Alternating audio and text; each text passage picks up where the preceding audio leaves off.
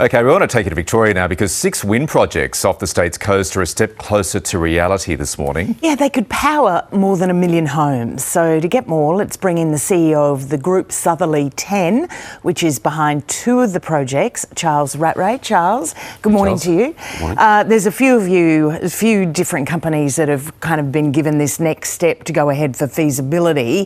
What happens now? Like, what do you do and how far is it until we see final approval and something actually happening? So it's different for each of the 2 projects. Star of the South has done a lot of the work already for a feasibility licence, but for Kutwut-Bratulong, it means measuring the wind. It means doing environmental surveys around birds and whales and other sea life, and understanding how feasible it is to actually construct a commercial scale wind farm in that area. Do you have any concerns about the impact on the environment, both above water and below water, from these projects? We absolutely need to make that assessment.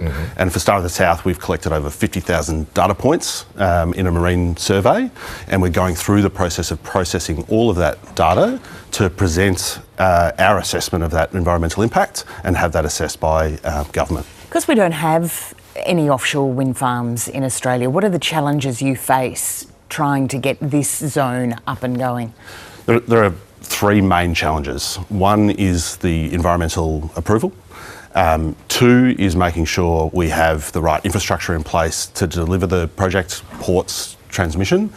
And then the other one is Australia is a very long way from the supply chain, and we need to make sure it's a great place to invest and attract that supply chain to come here. How important will wind power be as we transition to a renewable energy future in Australia? Absolutely critical, both onshore and offshore. Star of the South or Kutwut-Bratulong could provide 20% of Victoria's energy needs, and offshore wind is just one part of the solution. Now, we know there's been some pushback from proposed projects along the New South Wales coast, off places like Port Stephens and Newcastle, residents saying they could potentially be visual eyesores. They're way out, but they argue they could still see the wind farms. How will these wind farms, proposed farms, sit with residents who might be affected by their outlook off the coast in Victoria? We've had incredible support in Gippsland. Star of the South has been in the community there since 2017, and a big part of the success of the project is the community's support. The government did move the area back a few kilometres as part of its declaration in having listened to communities, and part of our assessment will include the visual amenity.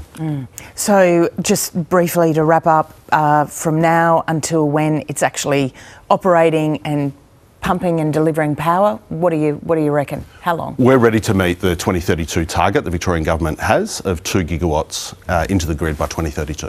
Okay, Charles? we'll track the project. Charles, thank you. Thanks for coming in. Cheers.